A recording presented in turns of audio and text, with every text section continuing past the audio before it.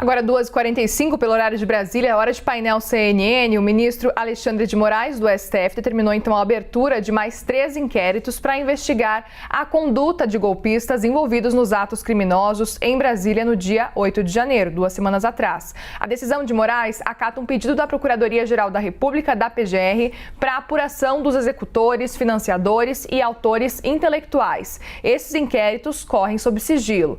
Nesses pedidos, a PGR aponta o seguinte: a prática dos crimes de associação criminosa armada, golpe de Estado, dano qualificado contra o patrimônio da União, furto qualificado pelo rompimento de obstáculo, terrorismo e deterioração de patrimônio tombado. Nós vamos conversar agora sobre esse assunto no nosso painel CNN, agora com os deputados federais Coronel Tadeu, do PL de São Paulo, e Glauber Braga, do PSOL do Rio de Janeiro. Deputados, obrigada por conversar com a gente. Uma boa tarde para os senhores. Bem-vindos.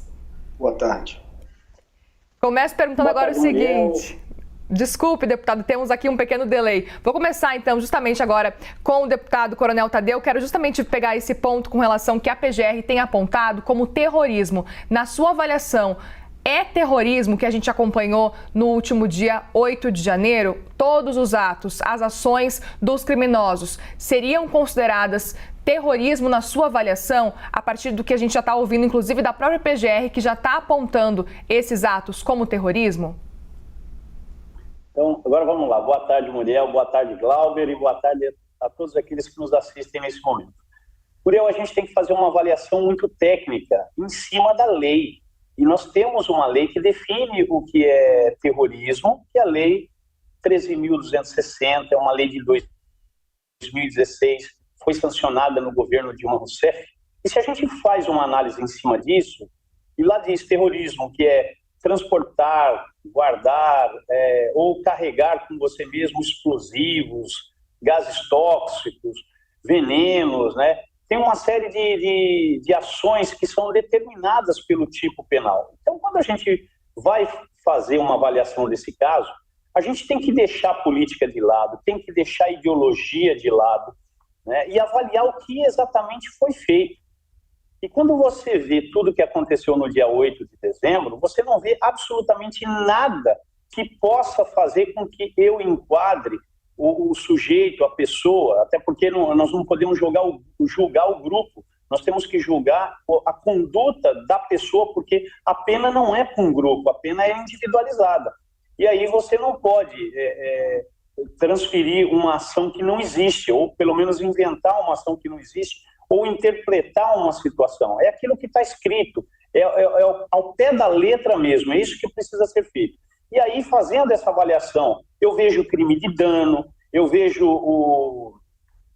outros crimes, mas eu não vejo crime de terrorismo, né? Em cima dessa lei 13.260, a minha opinião é que, tecnicamente, há crimes que foram cometidos, sim, mas não o de terrorismo.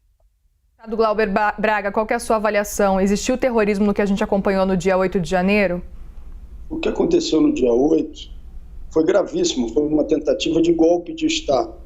E quero lembrar, inclusive, que antes do dia 8, um daqueles que estavam participando dos acampamentos golpistas em Brasília tentou explodir uma bomba no aeroporto de Brasília. A sua ação foi detectada e ele, então, foi tirado de circulação, foi detido e não conseguiu fazer com que aquele plano viesse a ser operado e executado.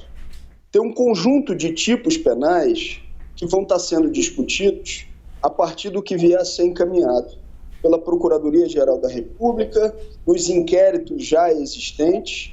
Agora, nós não podemos, de maneira alguma, deixar de responsabilizar aqueles que tentaram um golpe de Estado no dia 8. Quem, inclusive, sempre defendeu para os movimentos sociais, para a sociedade civil organizada, para movimentos reivindicatórios de direitos, a alcunha de terroristas, foi a extrema-direita. Só que agora eles se veem numa cilada, porque utilizaram de métodos para gerar, assim, pânico, terror numa parcela significativa da população brasileira, mas o que é mais grave, para uma orientação de natureza fascista,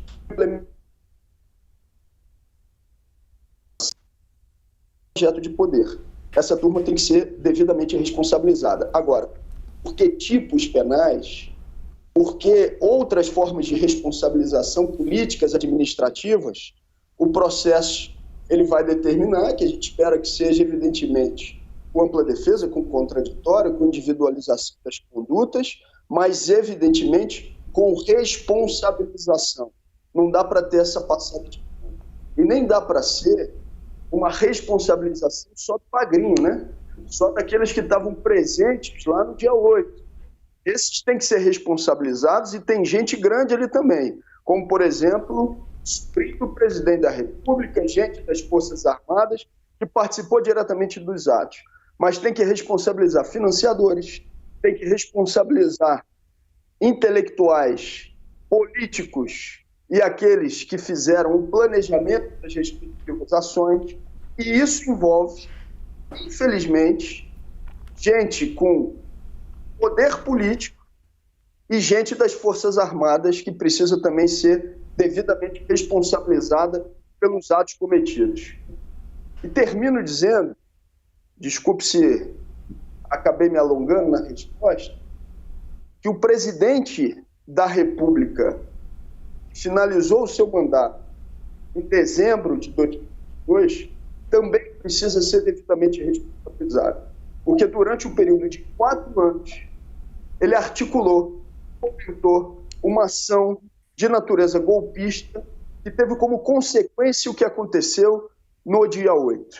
Então não dá para que a gente responsabilize alguns, mas não vá aqueles que são os autores políticos, intelectuais da ação do dia 8. Isso passa necessariamente pelo senhor Jair Bolsonaro, que tem que voltar ao Brasil para ser aqui devidamente responsabilizado pelo que fez.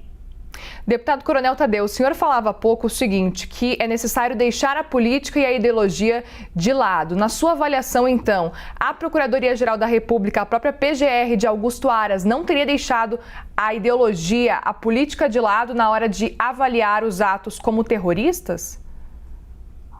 Muriel, é difícil você fazer essa avaliação porque eu não tenho os autos, né? Eu não sei tudo que está nesses autos.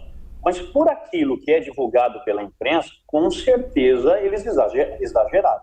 Tem um exagero aí nessa decisão de querer caracterizar como terrorismo, porque é aquilo que eu falei, eu sou obrigado a fazer uma avaliação técnica de tudo que aconteceu. Eu não posso colocar a emoção, como o Glauber colocou aí. O Glauber não gosta do Bolsonaro, eu gosto. Para mim foi o melhor presidente do Brasil e vai ser difícil achar outro para substituí-lo. O que ele fez por esse país hoje é algo que a população brasileira vai lhe agradecer muito ainda no futuro, e quem não agradeceu até agora, futuramente vai enxergar a diferença desses últimos anos, né? E não é que eu sou fã do Bolsonaro, não, eu falo é com números do que ele fez. Então, querer caracterizar como terrorismo, como extremista, né? Não tem absolutamente nada a ver. O que eu falo, quando a gente tem que deixar a política de lado, é por esse motivo. O que é que foi feito? Quebrou vidro, vai lá e paga. Paga a pena criminal, crime de dano. O que o cara fez aí dentro do Senado? Quebrou o relógio lá, que era uma relíquia do Senado, da Câmara, não sei onde é que estava o relógio. Ué, faz o sujeito pagar o relógio, faz. Agora, é difícil você falar numa entrevista, assim, num debate, né, sem a gente ter os autos na mão para poder dizer aconteceu isso, aconteceu aquilo. Pelo que a gente vê pela imprensa, pelo que a gente vê pelo noticiário e pelo que a gente conversa, eu continuo mantendo minha posição, viu, Muriel? É um exagero muito grande, querer...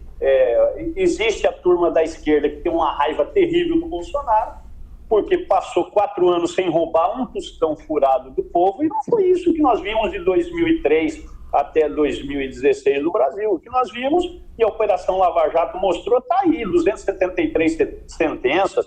Tudo bem que julgaram aí, o Supremo julgou que não era o lugar certo lá, Curitiba, mas está comprovado, os fatos estão comprovados.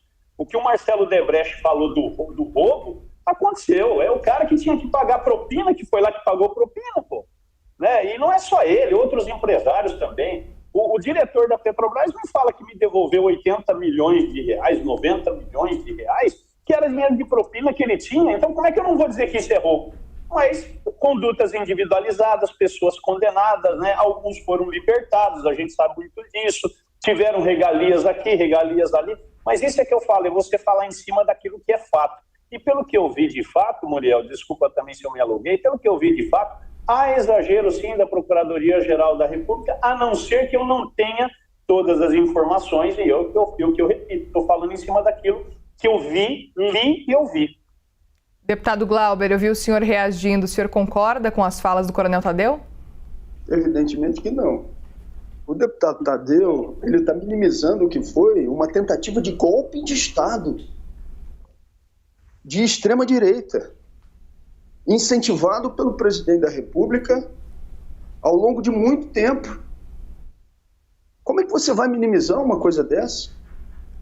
Um sujeito tentou explodir uma bomba no aeroporto de Brasília para dar um golpe, para fomentar uma situação que favorecesse a um golpe de extrema-direita.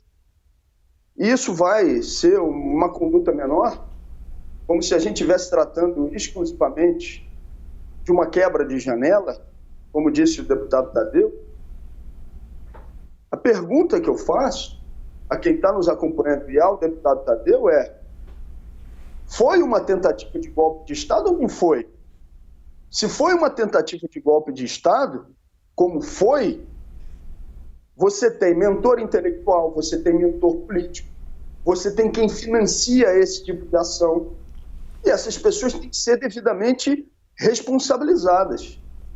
E quando ele fala daquelas que são as características do governo Bolsonaro, como se não tivesse ligação com o crime organizado de desviar de dinheiro, é trágico que tem um parlamentar federal que ainda faça esse tipo de defesa.